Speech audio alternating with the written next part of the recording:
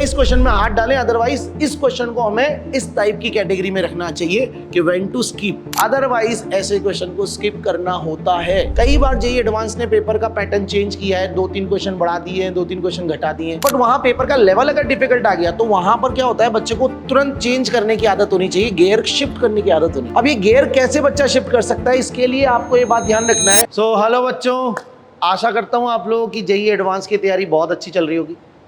JEE advance की तैयारी के लिए बच्चों 2026 में हम अगर कुछ स्ट्रेटेजिकल पॉइंट की बात करें, आप में कई बच्चे बहुत दिनों से बोल रहे हैं कि सर लास्ट टाइम पे एक वीडियो जरूर बताइएगा या एक क्लास में जरूर लेक्चर लीजिएगा कि किस तरह की स्ट्रेटेजी होनी चाहिए अपने पेपर के लिए। तो माय डियर स्टूडेंट्स, हमारी जो स्ट्रेटेजी होनी चाहिए हम उसके बारे में इंपॉर्टेंट पॉइंट डिस्कस करेंगे, बट उससे पहले ऑल द वेरी बेस्ट जो बच्चे जेईई एडवांस इस 17 मई को देने जा रहे हैं। जेईई एडवांस आपको पता है वर्ल्ड का one of the toughest exam माना जाता है, और इसको सही करने वाला वास्तव में बहुत उसकी सोसाइटी में भी और उसकी खुद के भी अंदर एक बहुत कॉन्फिडेंस होता है और रिस्पेक्ट होती है सोसाइटी में। तो बेटा हम लोग बात करेंगे कैसे आप इस पेपर को बेहतरीन कर सकते हैं। ऑब्वियस आपको नॉलेज तो होनी ही चाहिए, बट पेपर की स्ट्रेटेजी क्या रह सकती है जिसमें हम ध्यान रखें। तो हम कुछ पॉइंट्स डिस्कस करेंगे वन बाय वन। तो पहला पॉइंट मैं बच्चों डिस्कस करूंगा subject strategy, time breakup, when to skip the question and how to toppers recover from the difficult section. कैसे कई बार uncertainty is the biggest identity of JEE Advanced. तो देखिए यहाँ पर है ना, मतलब आपको उस वक्त एक बोलते हैं ना कि आप टॉप नॉच इंजीनियर बनने जा रहे हैं, फ्यूचर इंजीनियर, तो वहाँ पर वो आपको हर तरह से टेस्ट करेगा और हर तरह से जानना चाहेगा कि ये सर्कमस्टेंसेज में ये कैसे बिहेव करेगा और कैसे अपने जितने भी फॉर्मूले हैं, डेरिवेशंस हैं, नॉलेज है, जो बेसिक टॉपिक्स हैं, उनका कैसे यूज़ करके इस क्वेश्चन को क्विक सॉल्व कर सकता है। ठीक है बेटा। तो यहाँ पर हम लोग बात कर रहे हैं सबसे पहले जैसे कि सब्जेक्ट ऑर्डर। सब्जेक्ट ऑर्डर की अगर मैं बात करूँ तो सब्जेक्ट ऑर्डर यहाँ पर हम लोग बात करेंगे सबसे पहले कौन सा रखना चाहिए। तो मैं हमेशा बच्चे से कहता हूँ कि आपने अब तक जो सब्जेक्ट ऑर्डर रखा है ना वही आपको रखना है। जब आपको लगता है कि आपने कोई आपने प्लानिंग नहीं की थी, आप गए सिंपल, और आपको लगता है मेरी केमिस्ट्री अच्छी है, मेरी फिजिक्स अच्छी है, मेरी मैथ्स अच्छी है, तो सबसे पहले वो स्टार्ट करो। हाँ, मैं एक बात जरूर बच्चों को कहता हूं कि उस पेपर में फंस के मत रह जाओ, क्योंकि आपकी कोई सब्जेक्ट अच्छा या बुरा हो सकता है, बट ये एक अलग बात है। बट वहां पेपर का लेवल अगर डिफिकल्ट आ गया तो वहां पर क्या होता है, बच्चे को तुरंत चेंज करने की आदत होनी चाहिए, गियर शिफ्ट करने की आदत होनी चाहिए। अब ये गियर कैसे बच्चा शिफ्ट कर सकता है, इसके लिए आपको ये बात ध्यान रखना है कि आप सबसे पहले डू इट क्विकली। ठीक है बेटा। डू इट क्विकली का मतलब ये नहीं है कि आप धर धर बस हर क्वेश्चन को अटेम्प्ट किए जा रहे हो, नहीं। आपको एक प्रिडिक्शन मोड होना चाहिए कि यार ये क्वेश्चन मुझसे बन जाएगा, क्योंकि इसका टॉपिक मैंने बहुत डिटेल में देखा है। देखिए नॉर्मली आपको पता है कि multi concept question JEE advance की पहचान है ना। तो मल्टी कॉन्सेप्ट क्वेश्चन में आपको ये पता होना चाहिए कि कौन सा मल्टी कॉन्सेप्ट का क्वेश्चन मुझे बन जाएगा, क्योंकि एक क्वेश्चन में 3 या 4 कॉन्सेप्ट या 5 कॉन्सेप्ट या 6 कॉन्सेप्ट मान लीजिए आ रहे हैं। Let's take 3 to 5 concept.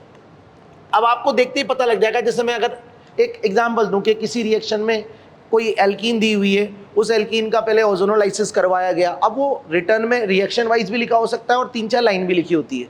तो आपको पहले ये देखना है कि भाई ये मुझसे रिएक्शन दी हुई है, मुझे एल्कीन की ओजोनोलाइसिस आती है। अब ओजोनोलाइसिस के बाद मान लीजिए उसका एल्डोल कंडेंसेशन दिया हुआ है, एल्डोल कंडेंसेशन के बाद उसका रिडक्शन दिया हुआ है बाय लिथियम एल्यूमिनियम हाइड्राइड, फिर उसके बाद उस पर डिहाइड्रेशन ऑफ अल्कोहल दिया हुआ है कंसंट्रेटेड H2SO4 के थ्रू। अब मेरे पास हिसाब से आप ये बातें कनेक्ट कर पा रहे होंगे कि यार ये मैंने पढ़ा हुआ है, कंसंट्रेटेड H2SO4 से डिहाइड्रेशन मैंने पढ़ा हुआ है, इवन एलिमिनेशन मुझे आता है, मुझे इसके अलावा reduction lithium aluminium hydride, sodium borohydride, H2 निकल, ये भी आता है। तो आप तुरंत क्वेश्चन को रीड करते समय जजमेंट ले सकते हैं कि ये मैं ट्राई कर सकता हूँ, इसके सारे कॉन्सेप्ट मुझे आते हैं। मान लीजिए उसमें अचानक डाईएजोटाइजेशन भी आ गया, लेट्स टेक एक एग्जांपल दे रहा हूँ। अब आपने मान लीजिए उसमें कॉन्फिडेंस नहीं है कि मुझे हमेशा मैं फंसता हूँ, तो अभी इस क्वेश्चन को क्विकली एक बार ट्राई करो और उसको आपको बहुत डीप में टाइम वेस्ट नहीं करना है ना। तो क्योंकि देखिए जेईई एडवांस में नंबर ऑफ क्वेश्चंस बहुत कम होते हैं। इसी तरह से मैं बाद में केमिस्ट्री की स्ट्रेटेजी बता रहा हूँ, ध्यान रखिएगा ये स्ट्रेटेजी मैथ्स और फिजिक्स पर अलग तरह से काम करेगी। आपको साल भर I hope and I am sure कि आपको अपने अपने फिजिक्स और केमिस्ट्री के मैथ्स के सरों ने, ये सर्स ने बताया होगा कि कैसे फिजिक्स को अप्रोच किया जाता है मैथ्स को। मैं केमिस्ट्री की बात कर रहा था, उससे समझाने का प्रयास कर रहा हूँ। तो मैं कहूँगा कि बच्चों आपको 3 से 5 कॉन्सेप्ट आते हैं, तो आप इस क्वेश्चन को में हाथ डालो। तो क्विकली आपको डू इट वेरी क्विकली, आपको उसको करना स्टार्ट करना है। लेकिन एक बार आपको जब पता लग गया कि अप्रोच आ गई और इसको आपका आंसर आ गया है, तो बेटा हमेशा याद रखो कि इसको बहुत ही डिटेल में एक बार रीचेकिंग जरूर करें। तो मेरा सेकंड पॉइंट इसमें यही होगा कि रीचेक, ठीक है, आप इसके रीचेक करके इसके क्वेश्चन को वापस से चेक करवाइए और ये भी चेक करिए कि अगर वो सिंगल चॉइस है तो बाकी ऑप्शन मैच क्यों नहीं कर रहे। ठीक है, इंटीजर में तो हमारे पास कोई चांस नहीं है, तो हम उसको रीचेक और रीकैलकुलेट ही कर सकते हैं। ठीक है, मल्टी का भी अगर मान लीजिए करेक्ट ऑप्शन होते हैं तो उसकी क्या स्ट्रेटेजी होनी चाहिए वो भी मैं आपके साथ डिस्कस करना चाहूँगा। दूसरा पॉइंट बच्चों यहाँ पर अगर मैं बात करूँ टाइम ब्रेकअप, तो देखिए आपको जब इस तरह से तेजी से क्वेश्चन करेंगे तो मेरा मानना है कि आपको बहुत ही तेजी से करते हुए 2 या सवा 2 घंटे 2.5 घंटे के अंदर एक बार, मैं तो 2 ही घंटे बोलूँगा बच्चों से, 2 सवा 2 घंटे आप पहले पूरा पेपर एक बार आपका अटेम्प्ट हो जाना चाहिए, है ना।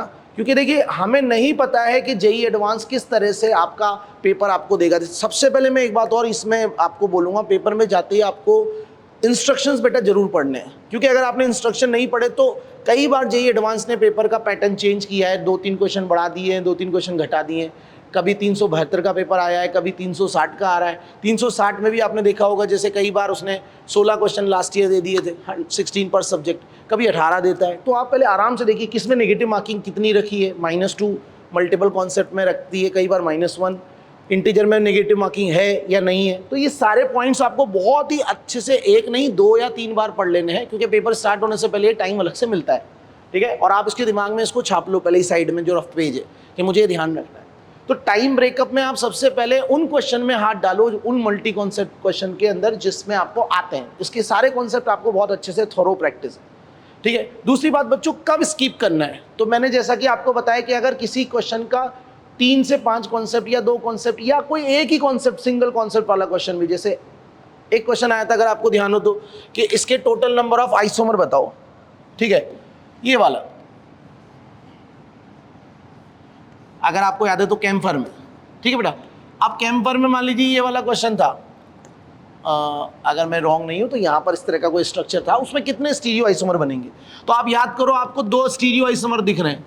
अब 2 स्टीरियो आइसोमर में 2 कायरल सेंटर, सॉरी, तो आपको पता होगा कि इसके अंदर 2 कायरल सेंटर में 4 स्टीरियो आइसोमर 2 की पावर n बन रहा है। तो 2 की पावर n मतलब कितना हो गया, 2 की पावर 2 यानी 4। लेकिन हम क्लास में जो भी एडवांस की तैयारी करता है बच्चा, उसको बताया जाता है कि फॉर्मूले पर पूरी तरह से रिलाई ना करें, इसको इमेजिन करें, थ्योरेटिकली बना के देखें वो 4 स्टीरियो आइसोमर कौन से हो सकते हैं। तो वहां पर जब ये बच्चा क्वेश्चन कर रहा है तो देखते समझ में आ रहा है कि भाई 4 नहीं बन पा रहे।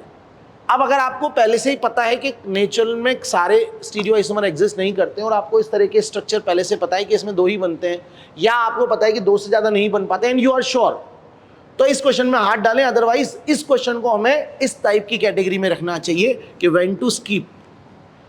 क्योंकि बेटा अगर आपने और ये मैथ्स और ये फिजिक्स इसी तरह से कि कोई ऐसा कॉन्सेप्ट। दूसरा, कब स्किप करना है, जब आप किसी क्वेश्चन में एक से ज़्यादा कॉन्सेप्ट लग रहा है और एक कॉन्सेप्ट अलग डायरेक्शन में जा रहा है आंसर की तरफ और दूसरा अलग जा रहा है, और कौन सा फैक्टर डोमिनेट करेगा।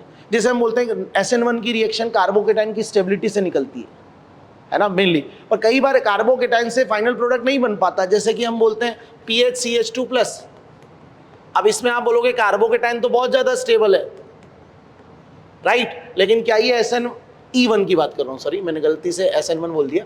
अब E1 के लिए क्या इस सेल की इसमें क्या डबल बॉन्ड बनाया जा सकता है, नहीं। तो हम बोलेंगे यार 2 कॉन्सेप्ट अलग है। अगर आपने इस तरह के क्वेश्चन क्लास में पहले किए हुए, घर पर किए हुए, PYQs में किए हुए, तो ऐसे क्वेश्चन में हाथ डालें, अदरवाइज ऐसे क्वेश्चन को स्किप करना होता है। डोंट टेक, बोलते ना तुक्का या अनवांटेड रिस्क, कि भाई आपने जबरदस्ती के दिमाग लगाया और कर लिया। हाँ, यू आर श्योर कि अब जैसे सर ये तो दिख रहा है ना, इसमें डबल बॉन्ड नहीं बनेगा, तो अगर लॉजिकल है और आपने पहली बार इसमें 2 अलग अलग कॉन्सेप्ट के बावजूद आपने फाइनल डिटर्मिनेशन कर लिया कि सर RDS में कार्बोकेटाइन तो बन रहा है लेकिन E1 एक बीटा एलिमिनेशन है, तो इसमें एल्कीन कैसे बनाऊं, तो ऐसा क्वेश्चन बच्चों आपको स्किप करना होता है।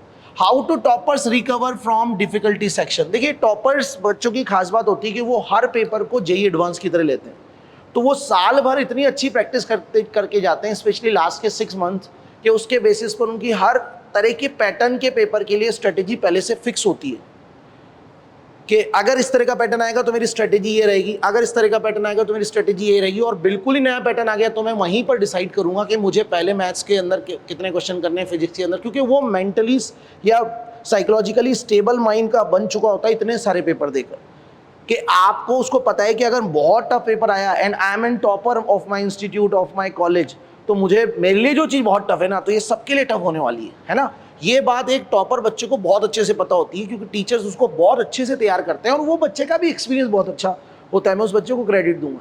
तो आपको ये बात ध्यान रखनी है कि अगर कोई टॉपर की बात करें तो वो पहले से वहाँ पर कुछ भी डिसाइड करके नहीं रखता कि यही पैटर्न आने वाला है।